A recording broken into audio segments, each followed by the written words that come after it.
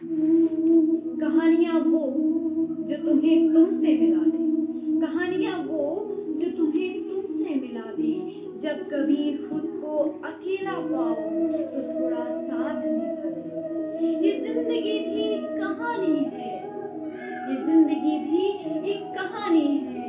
कोई बिल्कुल तन्हा है, किसी की शाम सुहानी है। पर हम भी आए हैं इस कहानी का किरदार बनकर। शायद मिले या फिर जुदा हो जाएं, किसी का प्यार बनकर, किसी का प्यार।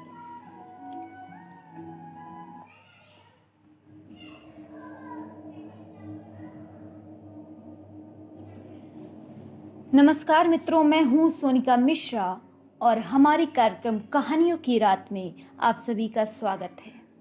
तो आज मैं सुनाने जा रही हूं खुद की लिखी एक कहानी, एक अंधेरी रात। दोस्तों, ये कहानी 5 पार्ट में है। पहले के 4 पार्ट मैं सुना चुकी हूं, जो कि मेरे page poem word with Sonika पर आपको मिल जाएगी। आज मैं आपको सुनाऊंगी एक अंधेरी रात पार्ट 5, यानी कि अंतिम पार्ट।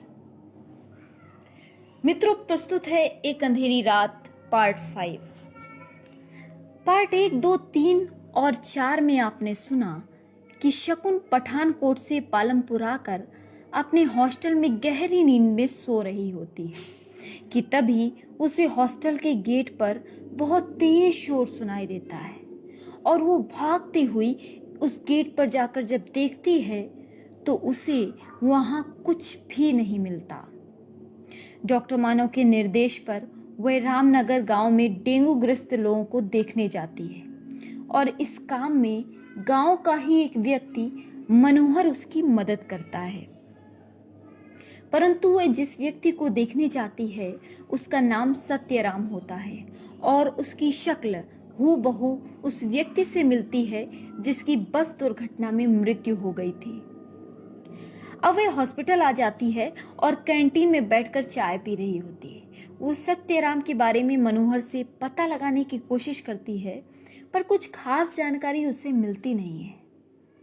और जब रात को वह सो रही होती है तो मनोहर उसकी खिड़की पर आकर उसे आवाज देता है और मनोहर के कहने पर वो उसी जंगल में जाती है जहां एक आदमी को दफनाया जा रहा होता है।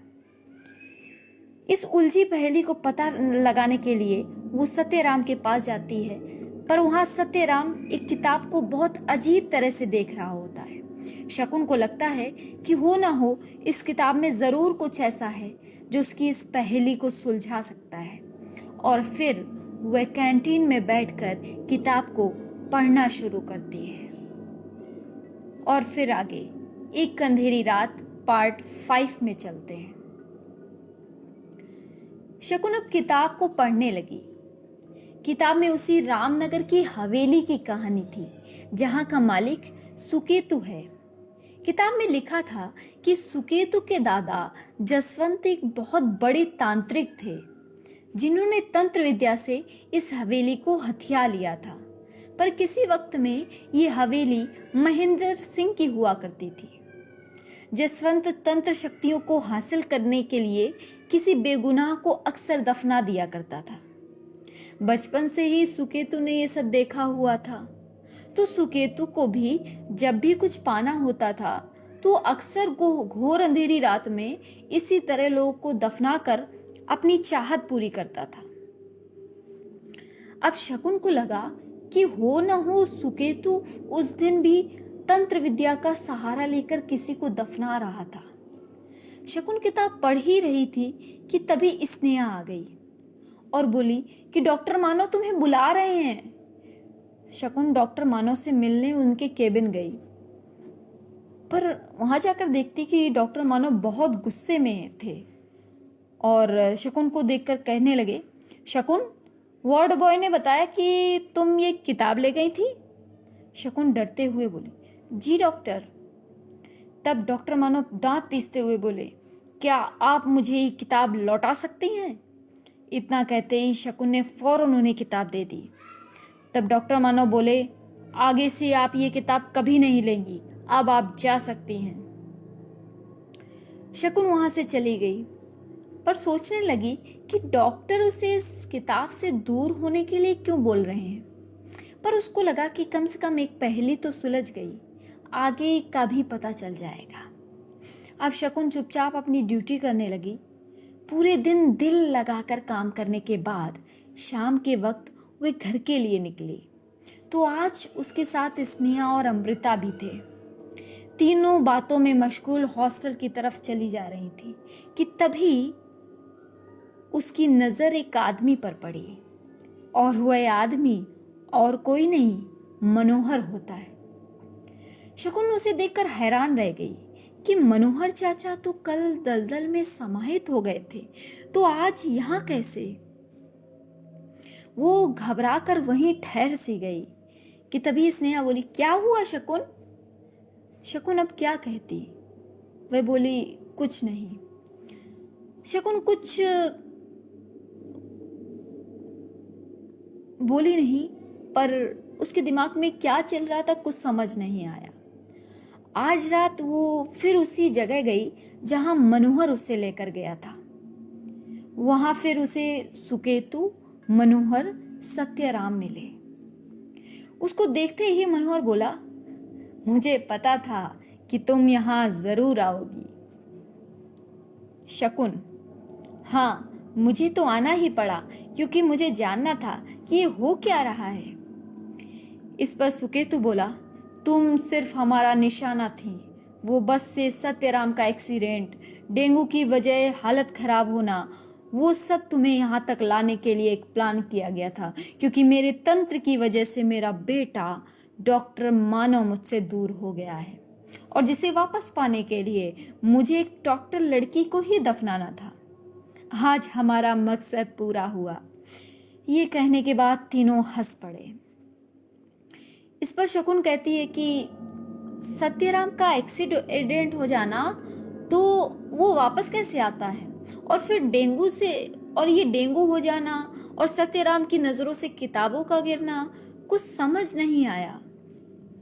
तब सुकेतु कहता है, सत्यराम एक आत्मा है जिसके ऊपर मैं तंत्र शक्तियों का प्रयोग करके मानव का रूप देता हूँ, और सत्यराम का बस के सामने आने वाला रूप और डेंगू से ग्रस्त व्यक्ति का रूप एक इसीलिए रखा जिससे तुम्हें उस तक पहुंचने की चेष्टा हो, और वो किताबों का रैक से गिरना सत्यराम के द्वारा कराई गई तंत्र शक्ति ही थी। यदि किताबें न गिरती तो तुम इस भयानक रात की कहानी तक ना पहुंचती और यहाँ तक ना आती। तभी शकुन फिर बोल पड़ती है कि वो सब तो ठीक है, पर जब मुझे दफनाना ही था तो कल क्यों नहीं दफनाया? मनोहर चाचा ने मुझे भागने क्यों दिया? इस पर मनोहर कहता है, इस तंत्र शक्ति का प्रयोग हम सिर्फ अमावस्या की रात को ही कर सकते हैं, इसीलिए तुम्हें सिर्फ यहाँ तक का रास्ता दिखाना था, बाकी आज तो तुम्हारा यहाँ आना तय ही था। तब तक सामने से देखा कि डॉक्टर मानव वहां आ गए और शकुन से बोले, मुझे पता था कि तुम वो किताब पढ़ने के बाद यहाँ जरूर आओगी, इसीलिए मुझे भी यहाँ आना पड़ा। तुम्हें पता नहीं शायद, ये लोग बहुत निर्दयी हैं, तुम चलो यहाँ से। ये सब चल ही रहा था कि सुकेतु डॉक्टर मानव से बोले, बेटा तू बहुत दिन बाद आया है, अब तो हमें छोड़कर मत जा, मैं तेरे लिए ही ये हर एक तंत्र शक्ति का प्रयोग कर रहा हूँ। इस पर डॉक्टर मानव बोले, आपके इसी तंत्र मंत्र की वजह से मैं दूर हुआ था और अब शायद वापस कभी नहीं आ पाऊंगा। सुकेतु, तो तू नहीं मानेगा ना, पर आज मैं इस लड़की को दफनाकर तुझे वापस पा ही लूंगा। इस पर शकुन मुस्कुराने लगी तो सुकेतु चकित हुआ और बोला, क्या हुआ लड़की, तू मुस्कुरा क्यों रही है? तब शकुन बोली, आप मुझे क्या मारोगे? मैं तो 3 साल पहले ही बस दुर्घटना में मर चुकी हूं। ये सुनकर सभी के होश उड़ गए। शकुन बोली, मैं डॉक्टर मानव की दोस्त श्रुति, मैंने देखा है इनको आपके लिए रोते हुए। जब मेडिकल कॉलेज में सब अपने पेरेंट्स की बात करते थे तब ये छुपकर खुद को कोसा करते थे।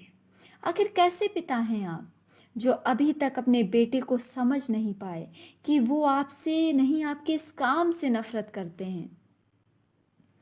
इस पर एक बार आप उससे पूछकर तो देखते कि वो क्या चाहता है। आप दोनों को आमने सामने लाना ही मेरा मकसद था। इतना कहकर शकुन एक धुएं की शक्ल अख्तियार करके वहां से गायब हो गई। सुकेतु ने मानव से अपने गुनाहों की माफी मांगी और प्रण किया कि आज के बाद वो कभी ये काम नहीं करेगा। पर वो क्या कहते हैं ना, गलती को माफ किया जा सकता है पर गुनाह को नहीं। तब तक वहां मानव द्वारा बुलाई गई पुलिस आ चुकी थी। बाद में सुकेतु को उम्र कैद की सजा सुनाई गई। मानव अपनी दोस्त श्रुति की यादों को हृदय में संजोए रह गए।